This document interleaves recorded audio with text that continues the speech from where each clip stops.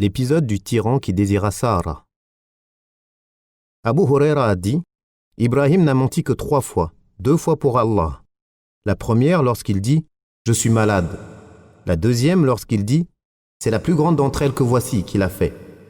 Et la troisième lorsqu'il arriva avec Sahara sur les terres d'un tyran auquel on dit « Il y a là un homme, Ibrahim, accompagné d'une femme d'une grande beauté ». Le tyran fit venir Ibrahim et lui demanda « Qui est-elle » Il répondit « Ma sœur ». Puis il revint vers Sahara et lui dit « Ô Sahara, nous sommes les 2 seuls croyants sur terre. Il m'a interrogé sur toi et j'ai dit que tu étais ma sœur, ne me démens pas. » Le tyran fit venir Sahara, et lorsqu'elle arriva, il essaya de la toucher, mais fut paralysé.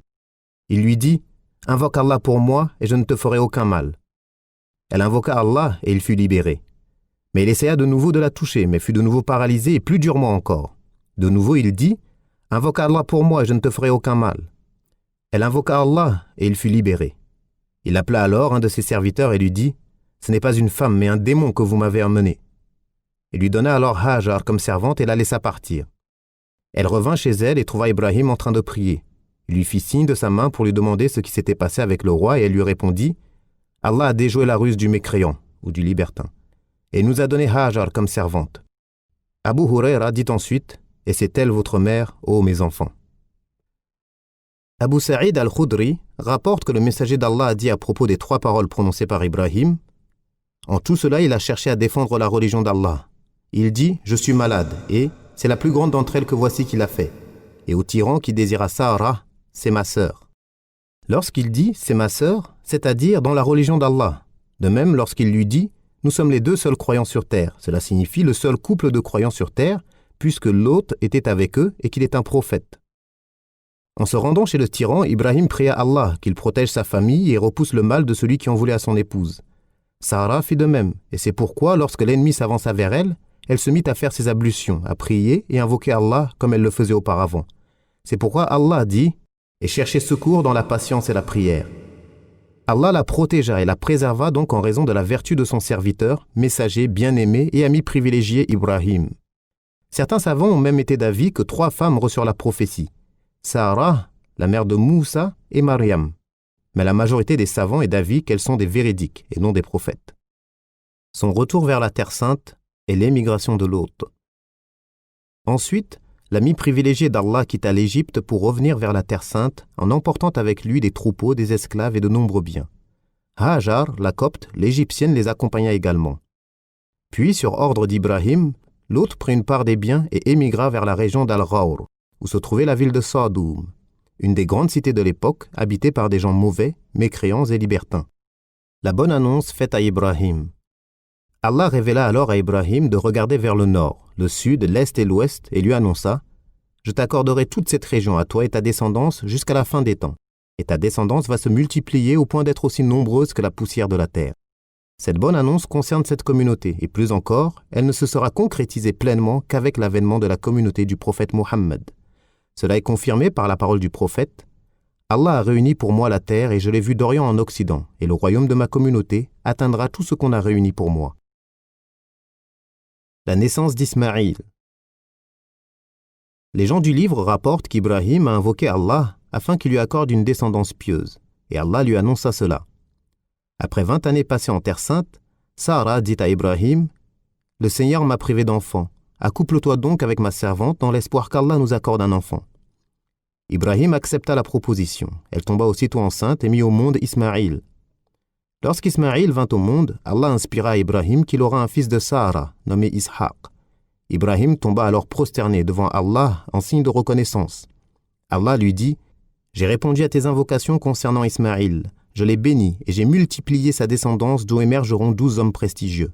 Et il sera le père d'une grande nation. » C'est là encore une grande annonce pour cette communauté car les 12 hommes ne sont autres que les califes bien guidés annoncés dans le hadith de Jabir ibn Samura qui rapporte « Le prophète a dit « Apparaîtront 12 princes. » Puis il dit une parole que je n'ai pas compris. J'ai donc interrogé mon père qui me dit « Tous issus de Quraysh. » Dans une autre version, « Cette religion ne cessera d'exister. » Dans une version, « D'être puissante, tant qu'il y aura ces 12 successeurs, tous issus de Quraysh. » Parmi eux, Abu Bakr, Omar ibn al-Khattab, Uthman ibn Affan, Ali ibn Abi Talib, Omar ibn Abdel Aziz, et certains descendants des Al-Abbas.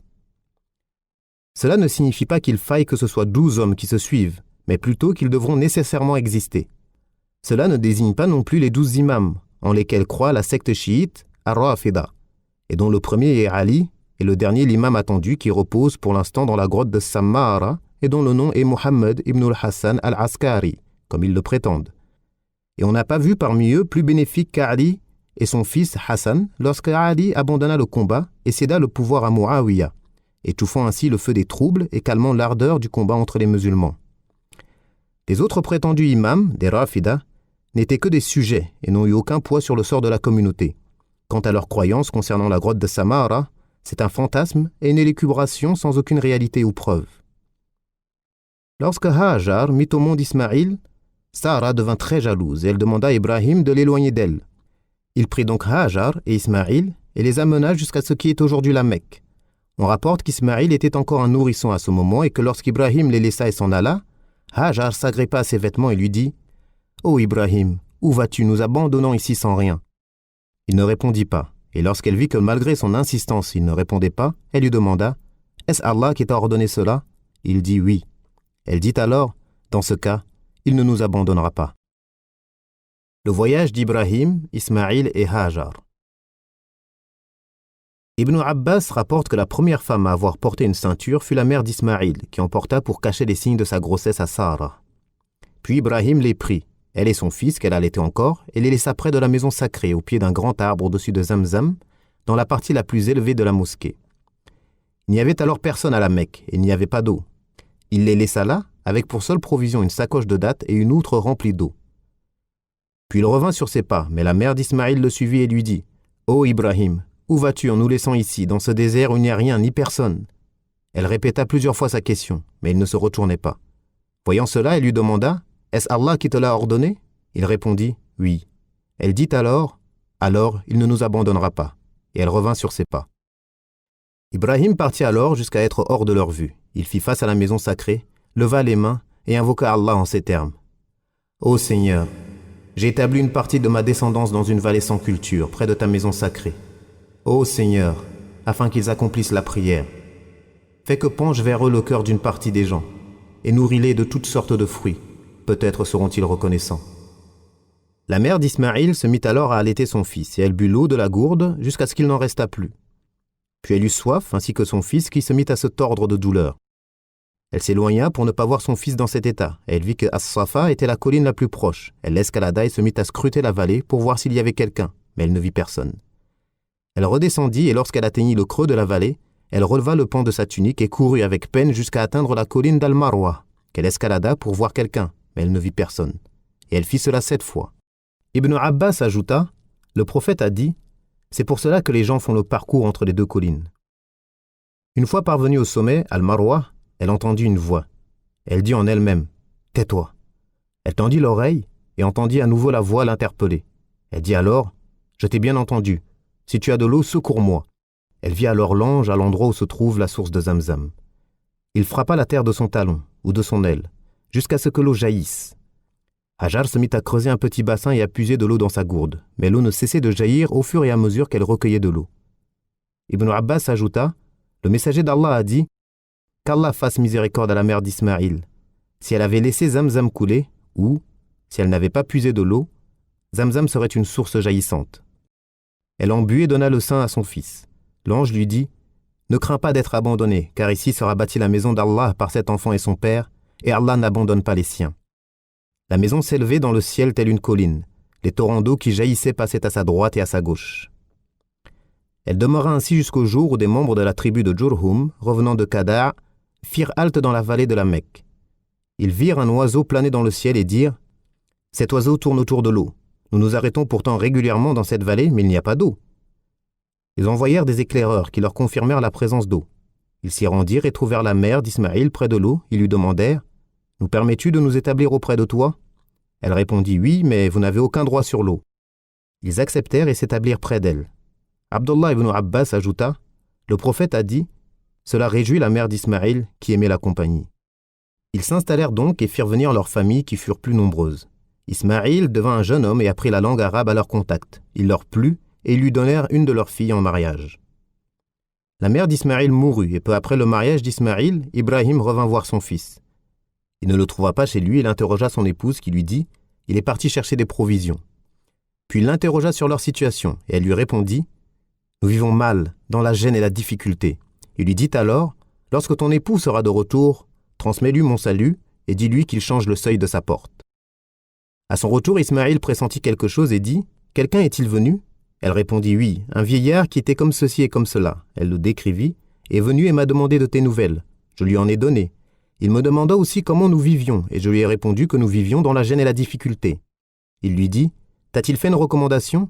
Elle répondit « Oui, il m'a dit de te transmettre son salut et que tu devais changer le seuil de ta porte. » Ismaïl lui dit « Ce vieillard est mon père. Il m'a ordonné de me séparer de toi. Rejoins donc ta famille. » Il la répudia et épousa une autre femme parmi eux. Ibrahim s'absenta un temps puis revint les voir. Il ne trouva pas son fils et se rendit chez son épouse, à laquelle il demanda des nouvelles d'Ismaïl. Elle lui répondit « Il est parti chercher des provisions. » Puis il l'interrogea sur leur situation. Elle lui répondit « Nous vivons dans le bien et l'aisance. » Et elle fit les éloges de son mari. Il lui demanda « De quoi vous nourrissez-vous » ?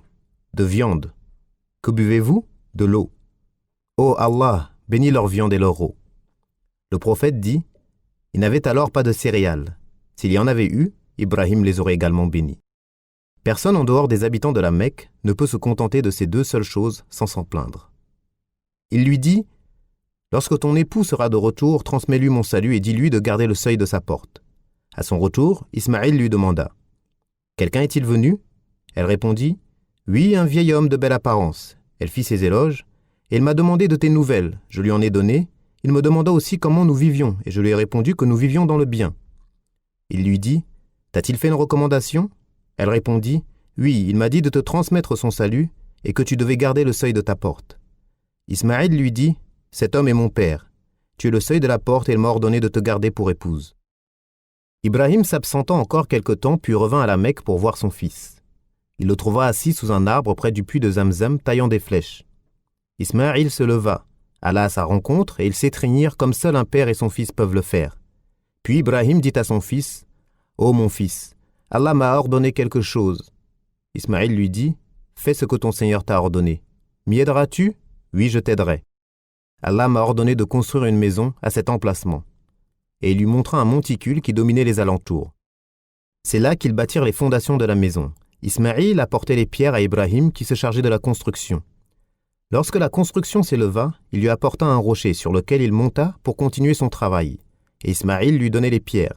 Et ils disaient tous deux « Ô Seigneur, accepte ceci de notre part. Tu es certes celui qui entend tout, celui qui sait tout. » Ils terminèrent la construction puis tournèrent autour de la maison en disant « Ô Seigneur, accepte ceci de notre part. Tu es certes celui qui entend tout, celui qui sait tout. » Ce récit est attribué à Ibn Abbas, mais contient quelques éléments attribués au prophète. Mais il contient des choses étranges qui montrent qu'Ibn Abbas a pu le rapporter des récits des gens du livre. Dans ce récit, il est dit qu'Ismaïl était encore un nourrisson. Il n'est également fait mention que de 3 venues d'Ibrahim, la première seulement après le mariage d'Ismaïl et la mort de Hajar. Comment aurait-il pu les laisser, comme cela est prétendu, depuis le plus jeune âge de l'enfant et ce jusqu'à ce qu'il se marie sans chercher après eux? On rapporte également que la terre fut pliée pour lui, ou qu'il chevaucha Al-Buraq pour aller les voir. Mais comment n'aurait-il pas cherché à connaître leur situation, alors qu'ils étaient dans la nécessité et le besoin le plus total? Il semble qu'une partie de ce récit soit empruntée aux gens du livre et agrémentée de quelques propos attribués au prophète. On ne fait pas mention de celui qui devait être immolé et qui est Ismaïl, comme cela apparaît dans Surat As-Saffat.